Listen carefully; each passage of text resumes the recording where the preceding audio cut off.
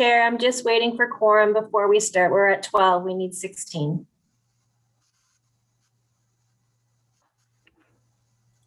Thank you, Linda.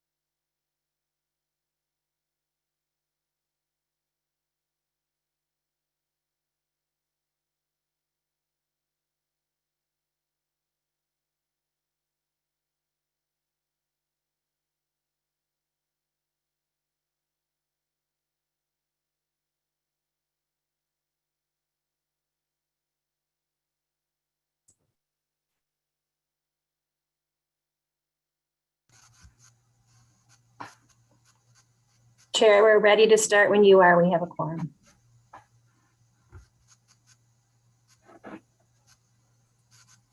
Hi, this is Dave Janover. I just joined from Fountain Hills. Thank you. Thank you. This is Mark Monacheco from Scottsdale. Just came on. And Kevin Murphy from Avondale. Thank you. Great, Thank you. Thank you. We'll do roll call shortly. All right. Thank you, Linda. So good morning, MAG Transportation Review Committee. Appreciate everyone on the call this morning for our meeting today here on May 27th. So just a couple of reminders: stay muted unless you're going to speak, and then unmute and then redone when you're done. Reminder to remute yourselves. Because we're in a virtual meeting, we get to enjoy the experience of roll call votes for each action taken on the agenda. So Linda will always be there to help us out with that. We appreciate you, Linda. And so we're going to go ahead and begin the meeting with a roll call of all the members. Thank you, Chair. When I call your name, please indicate you are present for the record. Brant Anderson. Here. Chris Bridges. Here. Greg Byers. Trevor Ebersol. Bryce Christo. Here. Henry Ukwa. David Janover. Here. Thank you. Scott Lowe. Adina Lund. Here. Thank you. Hal Marin. Here. Jamie McCracken.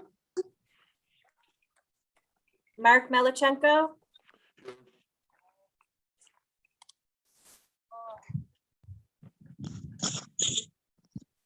I know he was here because he told me he was. Sumit Mohan. Oh, there you are. Sumit Mohan is here. Okay, and I got you too, Mark. Thank you both. Thanks. Paul Mood.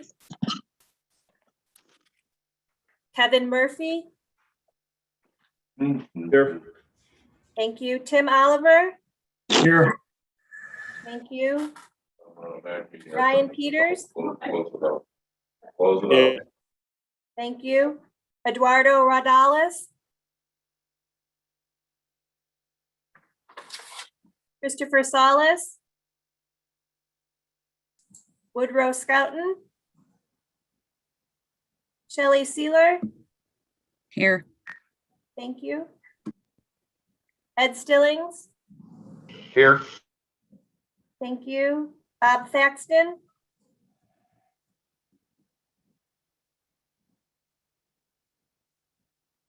Thought I saw him here also. Kristen Teitler. Here. Thank you. Chris Wanamaker. Here. Thank you. Mike Weber, Here. Heather Wilkie, Present. thank you. Steve Wilcox, Here. thank you. Herschel Workman, RJ Zetter. And I believe that Greg McDowell is here on behalf of Tim Oliver. Is that correct? Bob Thaxton is here. Thank you. No, Tim Oliver is here. Greg will be probably filling in after today. I'll make an announcement at the end of the meeting. Thank you. Okay, perfect. Thank you so much. And thank you, Mr. Thaxton. I got you as well. Is there anybody that I missed? RJ Zeter from Mesa. I just joined. Oh, perfect. Thank you, RJ.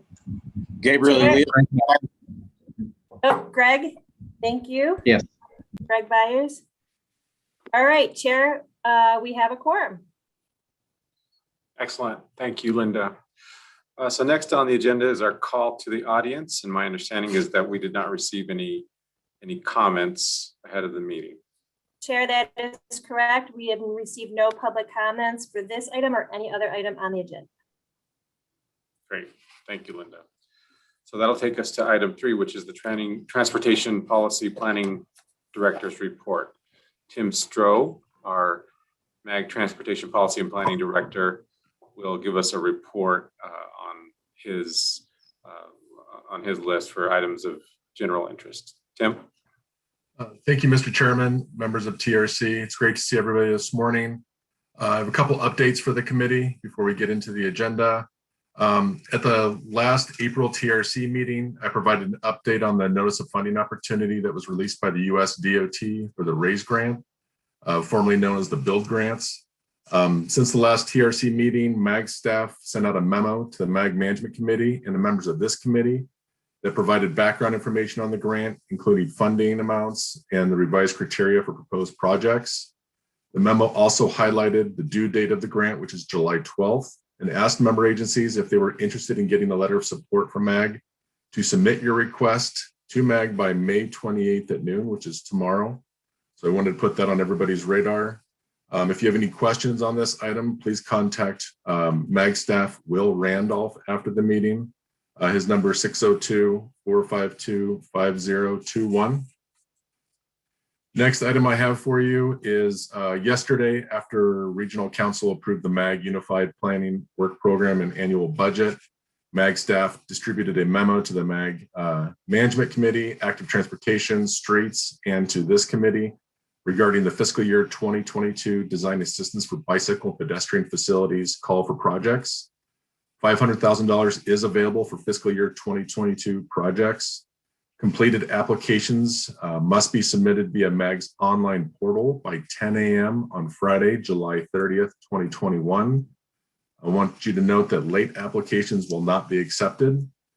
All application materials are located on the Active Transportation Committee website. If you have any questions on this item, please contact Jason Stevens after the meeting. Mr. Chair, that completes my report. Thank you, Tim. Does anyone have any questions for Tim on his report? Okay, seeing none, I will move us to item 4, which is the approval of the consent agenda. And you can see on your screen items 4A through 4F. Do I have a motion for the consent? Well, first I'll ask, does anyone have any requests to pull any of these items off for questions or for more information? Okay, now I'll ask for a motion. And do I have a motion for approval of the consent agenda? RJ Zeter from Mesa. I move to approve the consent agenda. Anderson, Youngtown, second. Thanks, RJ and Grant. So we've got a roll call coming. We've got a motion in a second. So Linda, I'll hand it off to you for the roll call.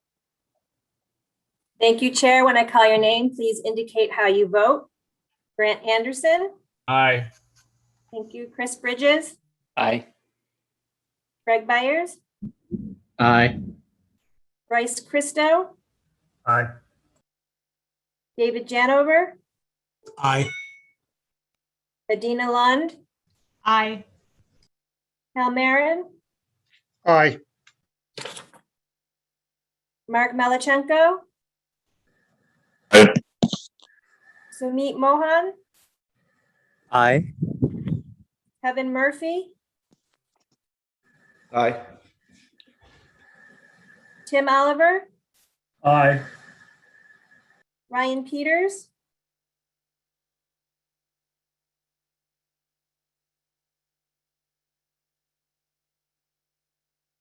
okay, Eduardo Rodales,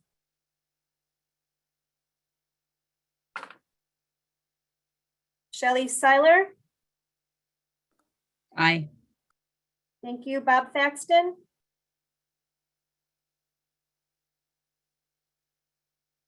Kristen Teitler, Sorry. Aye. Bob. thank you. Aye for Kristen. Thank you. Chris Wanamaker, Aye. thank you, Mike Weber, Aye. Heather Wilkie, Aye. thank you. Steve Wilcox, Aye. RJ Zetter, Aye. and Chair, how do you vote? Aye. Thank you. Is there anyone I missed? Chair, the motion passes unanimously. Perfect. Thank you. That moves us to item 5, which is the Strategic Transportation Safety Plan. Item 5 is going to be presented by Margaret Herrera, the MAG Transportation Safety Program Manager. So I'll hand it off to you, Margaret, for the presentation. Thank you, Mr. Chair and members of the Transportation Review Committee for this opportunity. You're all probably aware of the safety issues in your own communities. In fact, safety polled very highly in surveys conducted through the next RTP development process. Regionally, crashes have continued to increase over a 10-year period, and most significantly, pedestrian crashes. This update to the 2015 Strategic Transportation Safety Plan will address these trends by promoting traffic safety culture with a more human-centered approach to improve multimodal road safety in the region. Next slide, please. Review of accomplishments from implementing the 2015 STSP strategies helps orient us looking ahead at implementing the new plan. At the core of all safety program is our ability to analyze regional safety data. We have developed enhancements to our Regional Transportation Safety Information Management System, or RT-SIMS, developed a user's manual, and provided member agency and ADOT safety practitioner access. Enhanced network screening and new screening methodologies were utilized in studies for left turn crash mitigation, pedestrian and bicyclist safety analyses, and road safety assessments. These efforts produced templates, guidance documents, and sketch standard details, and resulted in successful funding requests for HAWKS, correcting opposing left turn lane negative offsets, and ITS technology solutions. Additional ITS implementation items include development of emergency vehicle preemption, or EVP best practices, and wrong way detection on freeways was promoted and partially funded in the MAG Systems Management Operations Implementation and Funding Plan. In 2017, ADOT approved administration of Safe Routes to School studies through the MAG Work program. This went beyond just promotion of conducting Safe Routes to School studies to providing a streamlined and expedited process. One of the most important elements of the 2015 implementation included seeking funding for regional safety improvement needs through a mechanism that provides flexibility and agility to local agencies. In 2019, we initiated the Roadway Safety Program as a supplement to the Arizona Highway Safety Improvement Program. And since its inception, we've received $5 million in RSP requests for each fiscal year of the available $2 million allocated for these RSP projects. Next slide, please. So as we reflect on these accomplishments, we also recognize that there's more work to do. We also have a unique opportunity to inform work being done to develop the next RTP momentum. We will explore creative ways to fund other programs and projects, including education and enforcement safety initiatives with new partnerships.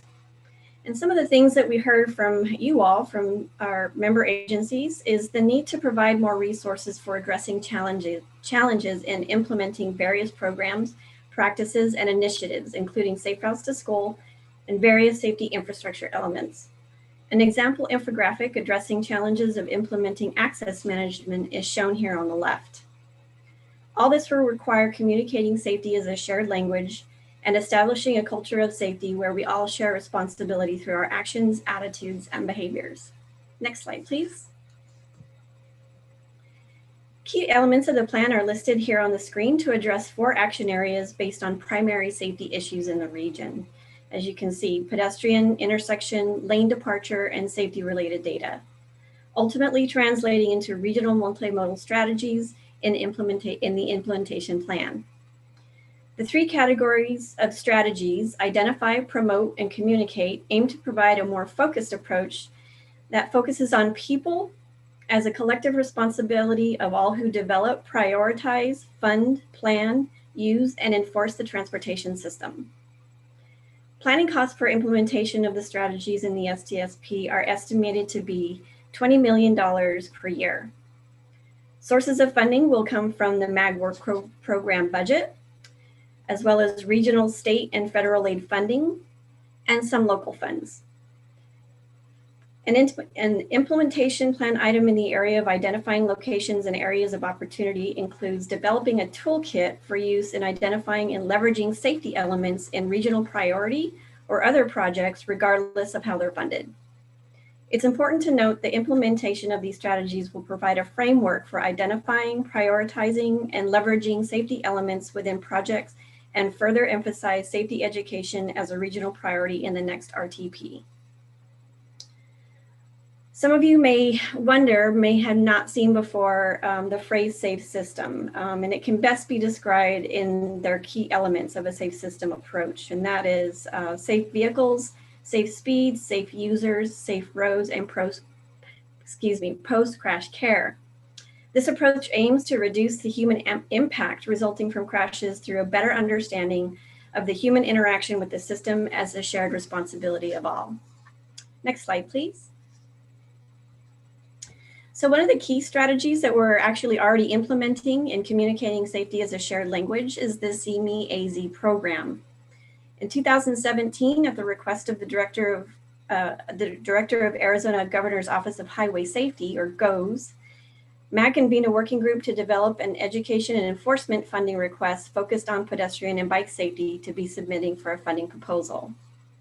Upon being notified by GOES that they would only be taking grant applications from enforcement agencies for specifically for enforcement activities, MAG was able to use the development application materials as a starting point to create a task in the upcoming update to the Strategic Transportation Safety Plan.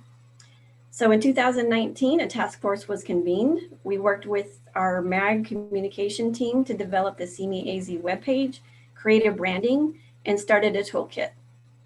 A media consultant was brought on board in February of this year and developed an implementation plan for the media push ahead of the enforcement activities in 4 pilot cities in this last 2 weeks of April this past year. They also developed a survey in conjunction with the task force members to evaluate the impact of the program. Broadly, the purpose of the CME-AZ program is to change the current behavior of travelers on our roadways, regardless of mode. Alongside that, we also have the goals of informing people of the roles and responsibilities while traveling, and also to increase enforcement of traffic laws and people's awareness of them. So for more information on that and more partnership opportunities, please go to the CME-AZ webpage or contact me directly. Next slide, please. This item is on your agenda for action to recommend acceptance of the MAG Strategic Transportation Safety Plan 2020 through 2030. I might also note that the Transportation Safety Committee met this past Tuesday and unanimously voted to recommend acceptance of the plan. Mr. Chair, this concludes my presentation. I'd be happy to take any questions. Thank you. Thank you, Margaret, for the presentation. Any questions from anyone on the safety plan?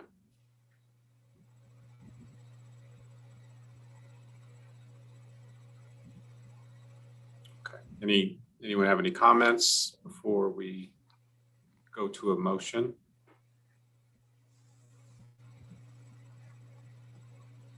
Okay, my only comment would be, I really appreciate the work that's been done on this. It looks like to me like a good plan on a very much needed area of focus. And so really appreciate the work on CME AZ2, all we can do to help get the word out that this is a problem and that people should be thinking more about this and thinking about it differently. I know that cities have their own ways of getting the word out as well. Phoenix does too. And so really appreciate everyone's efforts on that. So I would entertain a motion on this item. Peoria, I move to approve. Thank you. Do I have a second? RJ Zeter, second. Thank you. All right, we have a motion and a second. Now we'll do the roll call. Thank you, Chair. When I call your name, please indicate how you vote. Grant Anderson, Aye. Chris Bridges, Aye. Greg Byers. Aye. Thank you. And I saw Trevor Ebersol arrive. Aye. Thank you. Bryce Christo. Aye. Thank you. David Janover. Aye. Thank you. Adina Lund. Aye. Thank you. Hal Marin. Aye. And I see that Gabrielle is here for Jamie McCracken. How do you vote? Aye. Thank you. Mark Melichenko. Aye. Thank you. Sumit Mohan. Aye. Thank you. Kevin Murphy. Aye. Thank you. Tim Oliver. Aye. Thank you. Shelley Sealer. Aye. Thank you. Bob Thaxton. Aye. Thank you. Kristen Teitler. Aye. Chris Wanamaker. Aye. Mike Weber. Aye. Heather Wilkie. Aye. Steve Wilcox. Aye. RJ Zetter. Aye. And Chair, how do you vote? Aye. Thank you. Have I missed anybody? This is Ryan Peters. Oh, thank you, I vote Ryan. aye. Thank you. Chair, the motion passes unanimously. Excellent. Thank you so much. All right, that'll move us on to item 6, which is an update on the development of the new regional transportation plan. And here to present on that item is Audra Kester Thomas, MAG Transportation Planning Program Manager. Audra. Thank you, Chairman Paniagua. Members of Transportation Review Committee, pleased to be with you again today to share a large milestone associated with the development progress of the next regional transportation plan to inform the extension of Proposition 400. Included in your agenda packet for today includes our scenario planning report and the 4 assumptions that have been built, fiscally constrained, 2.5 cents, 2 at 1 cent, in addition to an assumptions memo that serves as the foundational elements of assumptions built within each of those scenarios. Today's presentation will be a high-level overview for those who've been reviewing this material. You know, it is substantial. There are a lot of details. We have approximately 400 different projects and programs contained in at least one of each of these scenarios. So I won't have good recall. If you have specific questions on projects, we can certainly handle those offline. But today's purpose is to give you an update of where we stand and the direction coming out of the Transportation Policy Committee last week. Next slide. I'll reorient you to our performance-based evaluation process as required by both federal statute and state statute. We are required to use data to help in our decision-making process. Next slide. We are at the end of the large technical lift associated with this work. Having evaluated over 1,500 different projects submitted by all of you as part of this process last spring, and really resulting in these 4 fiscally constrained scenarios that I will present in brief today. Next slide. So it's always important to remind ourselves perhaps of what we take for granted, which is a region that was one of the first to establish a sales tax to fund transportation, originally back in 1985 as part of Proposition 300, renewed by voters in 2004. As we've discussed at this committee previously, that's been a model that's copied, replicated, and endorsed across the country. And in comparison to other peers, we have been surpassed in terms of total transportation investment. But it does still remain a critical component of our revenue portfolio. We wanted to demonstrate, just by way of reminder, how critically important this sales tax is to our overall revenue portfolio. And what you see here is we've used our transportation demand model to illustrate what the year 2050 congestion looks like if we were not able to continue the sales tax. All that would be remaining to the region are the federal formula funds that come by way of our region, but also a diminishing gas tax associated with the Highway User Revenue Fund. What you see here illustrated is in the year 2050, in the evening peak period, we'll be standing still in congestion. Next slide. Wanted to orient you to the 2 fundamental concepts or philosophies we took as an approach to building these fiscally constrained scenarios. We have the new capacity concept as well as the system optimization concept. The new capacity scenarios aim to improve or maintain the region's mobility through an addition of new capacity, stretching and expanding the system that we have already today, and notably fixed assets. These projects are usually large, they carry significant benefit, but they also often have very large price tags, and so we can do fewer of them. These scenarios have more freeway investment or rail-based investment. Juxtapose that to our system optimization scenarios. These prioritize investments in infrastructure, technology, and programs that improve or maintain our mobility, but without those significant new capacity investments, or at least fewer of them.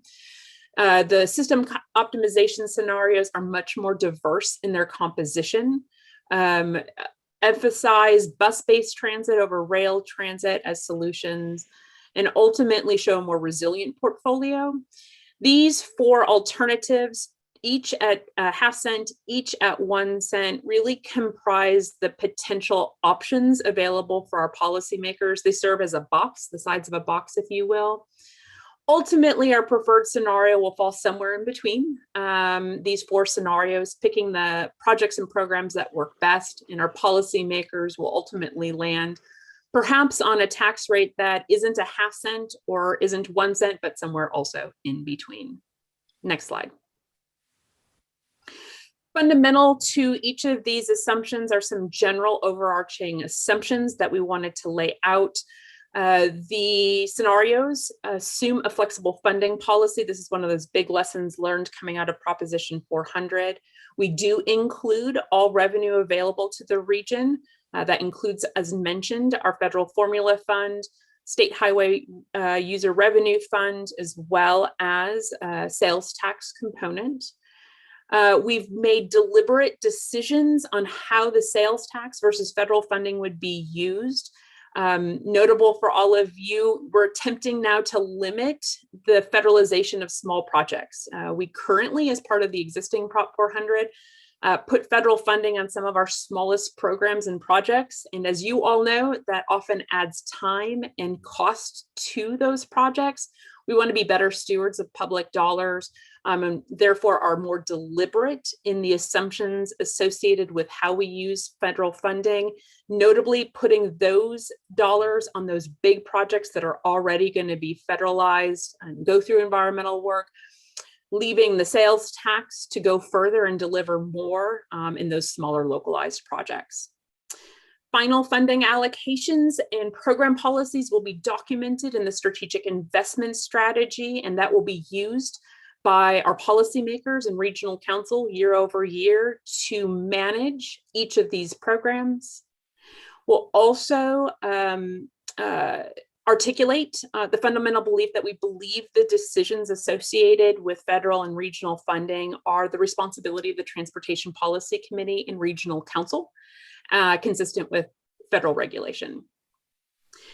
Right now, project and program costs and revenues are all displayed in 2020 dollars once we have identified the final consensus portfolio of programs and projects. We will add inflation accordingly. Important to note, each of these 4 scenarios is regionally balanced between our 3 core sub areas, East, Central, and West. And the project and programmatic assumptions, as I've mentioned already, is included in the aforementioned memo, included as part of your agenda packet for today. Next slide. Let's first start with the half-cent scenarios. This assumes a continuation of the half-cent sales tax for another 20 years, in addition to the federal funding that is available by formula to the region. Next slide.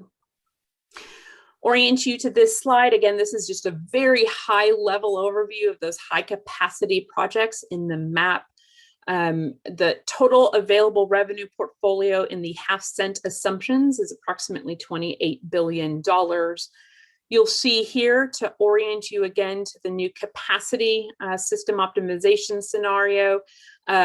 This aims to improve the region's mobility through the addition of new capacity, including strategic investments in new roadway and rail-based transit projects. Key investments include freeway expansion, notably here 2 segments of SR 30, continuation of build out of the 24, as well as HOV lanes around the Red Mountain. 1 new bus rapid transit route and 3 light rail extensions, in addition to 1 streetcar extension into Mesa. Because of the several large capital investments, this scenario actually includes the smallest investment in program areas like technology and safety. Next slide. The system optimization half-cent scenario, instead of fixed assets, prioritizes infrastructure and technology and programs that improve or maintain the region's mobility without significant investments in new capacity. Key features here include 4 new bus rapid transit routes, 2 light rail extensions, significantly more investment in program areas like technology or active transportation, also known as bicycle and pedestrian improvements. And this scenario out of the 4 represents the smallest investment in new and expanded freeways.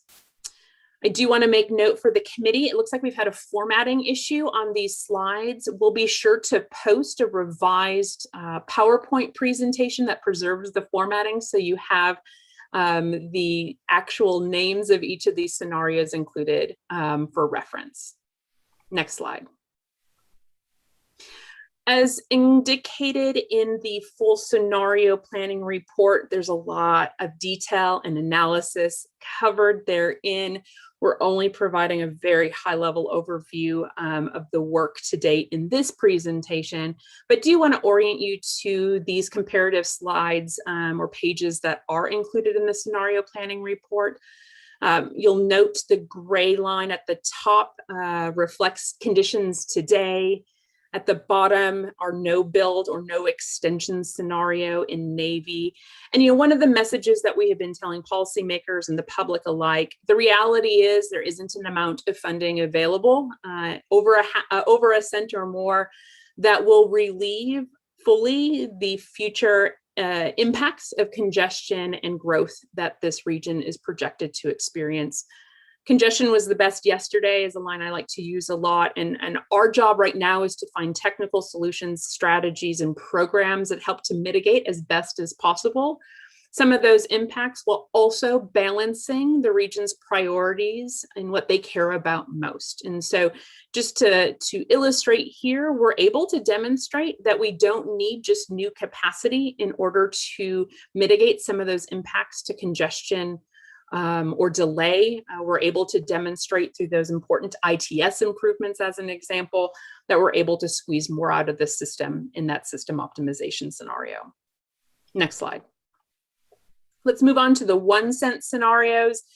Next slide. We'll reorient you here. This is the new capacity 1 cent scenario. Further increases investments into those big fixed assets, and it includes funding notably to freeway segments, lots of grade separations and interchanges included in this scenario. You'll see a much fuller map that demonstrates the impact of an additional 1/2 cent of sales tax. Combined with our federal funding, these 1 cent scenarios comprise about a $43 billion package available to the region. This scenario again stretches and expands that system. You'll notice the largest expansion in new freeways included in this scenario. Notably, our 3 segments of SR 30, the full build for freeway in center and eastern segments, and an interim facility for the western segment. You'll notice included in this is the largest investment in our arterial grid network, both in terms of the composition of arterial projects, but also in set-aside programs like roadway arterial expansion, as well as intersection improvements. The scenario includes 4 proposed bus rapid transit lines, 3 light rail extensions, and 1 streetcar extension. Overall, it includes a significant investment to expand and improve regional bus service. Both of the 1 cent scenarios do so, adding several $billions to further expand our regional bus service and improve frequency in areas where there is transit demand existing. It is also the only scenario where we've been able to demonstrate partial capital funding for the implementation of commuter rail, a unique mode for this region as it crisscrosses and connects 24 different centers and downtowns across the region. It is only expressed for 50% of the estimated capital cost of that investment, and no operations funding has been yet identified. As you all know, there's some significant challenges, even and hurdles we'd have to overcome to implement commuter rail in this region, including addressing some constitutional constraints, reaching agreement on indemnity and liability with our railroad partners and private entities of BNSF and Union Pacific Railway, as well as ensuring that we can find the additional revenue sources available to deliver such a mode. Next slide. I'll finally orient you here to the system optimization 1 cent scenario. Again, this pivots a little bit away from a new capacity focus and instead on a more diverse programmatic approach, maximizing the investments we've already made into the existing facilities we've built. This includes additional programmatic investments in ITS and emerging technologies, certainly widens and expands our freeways in needed areas, and delivers the most robust transit portfolio of any of the 4 scenarios. Includes with it 6 proposed bus rapid transit routes, 3 light rail extensions, and the largest improvement to expand regional bus service. This also adds important windings to the freeway system as noted, and includes the largest investment in programs like active transportation, emerging technology, and transportation demand management. Certainly a strategy we think is low-hanging fruit for this region. Next slide. Again, I'll just orient you to this comparative slide that shows the portfolio of 1 cent investments against today and a no build future or no extension future. Again, we're able to make continued progress on some of those pressures from growth and congestion, but the realities are we cannot add enough funding to a system to completely mitigate or alleviate those pressures. Next slide.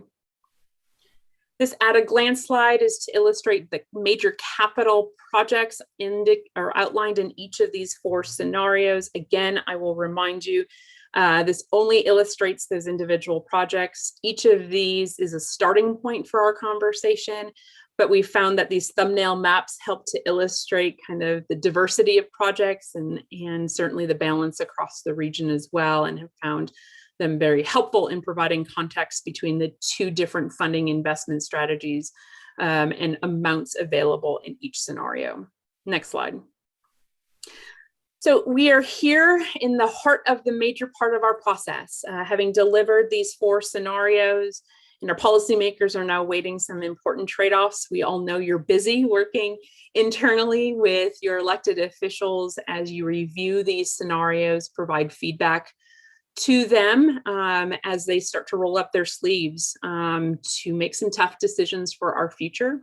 Our intent, as you all know, is to arrive at consensus of those major projects and programmatic investment levels this summer, so we can initiate our federally required air quality conformity process starting early or late this summer, I should say, and early next fall. That's a 5-month process, as all of you know, and is required before we present a final plan for consideration and adoption to regional council. It is required before we head into legislative session in 2022 in order to attain enabling legislation to allow us to go back to voters as soon as November of 2022 to renew, extend, and or expand the established sales tax. Next slide. Wanted just to orient you of where we're at in the near-term process. We reviewed these scenarios through our policy committee process this past month. Coming out of Transportation Policy Committee last week, there was direction to start at the system optimization half-cent scenario, and direction for member agencies to submit any additional priorities that are perhaps missing in that system optimization half-cent scenario, or perhaps the opportunity to affirm things that are very important to you that are in that system optimization half-cent scenario.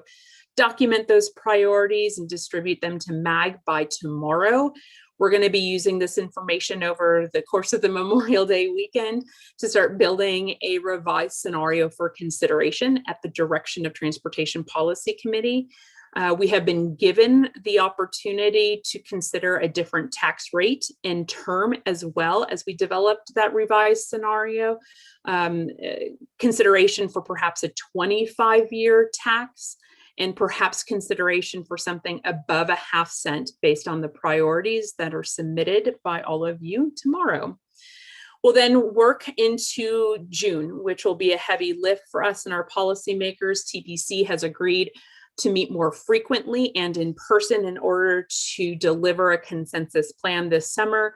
First special meeting of Transportation Policy Committee is next Friday, the 4th of June, where we'll be presenting our initial reflections on a potential draft revised alternative coming out of the feedback received tomorrow. Chairman Paniagua, I believe this is my last slide. I'm certainly here to answer any questions or receive any comments from the committee. Thank you, Audra. Very good presentation. Have you done this presentation before? Maybe once or twice? So anyone have any questions for Audra? I have a comment. Anderson, Youngtown. Grant. Thank you. You said there were some changes to the slide presentation a little bit that you're going to update. I was wondering if you could just go ahead and send it to all of us. Certainly. Yeah, we posted on our website, and we can certainly have Linda distribute the revised PowerPoint. All that was missing is a formatting issue. It's covering the titles of each of those scenarios, so it's hard to determine which one I was referring to because the title slide was covered. That'd be great. Thank you for sending it.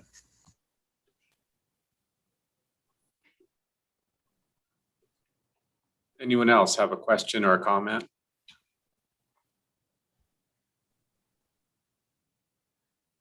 Okay, hearing none. I know you guys have been doing a lot of work and a lot of good work, and I really appreciate all the hard work that's going into development of the new RTP.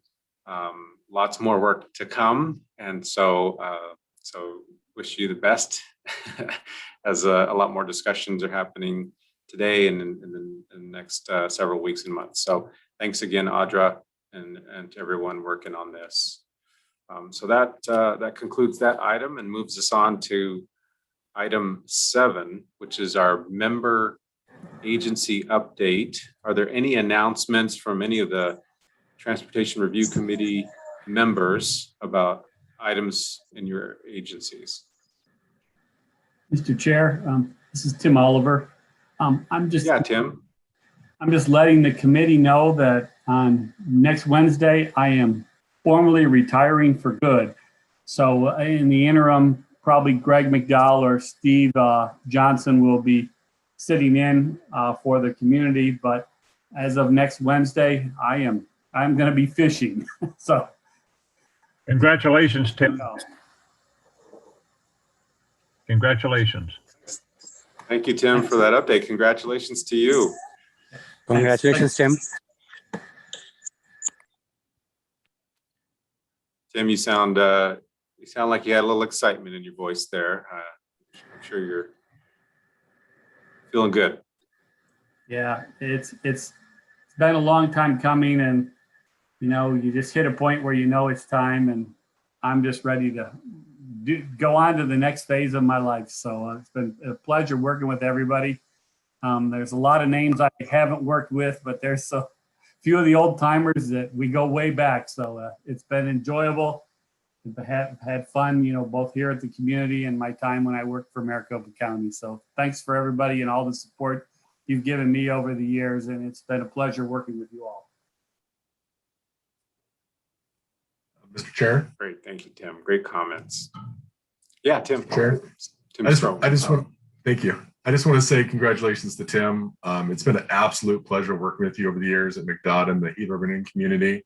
You've been a great partner, and we really, truly, from a regional perspective, thank you for your leadership on a lot of key transportation issues. And it's just been wonderful to work with you, and I wish you nothing but the best. Appreciate that, Tim. It's been good working with you and all the staff over the years. So thanks. You guys all have a great holiday weekend now. Thanks so much. Okay, any other big announcements from our member agencies?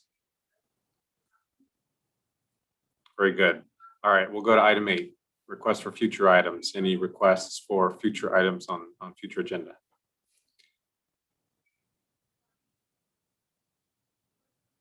Hearing none, that concludes our agenda today. So thank you so much, everybody. Really appreciate it. Have a great long weekend. And once again, congratulations to Tim Oliver for a great career. We wish you the best. Our next meeting will be June 24th at 10 a.m. Thanks, everybody. Bye-bye. Thank you, Mr. Chairman. Thank you, Sol. Thank you.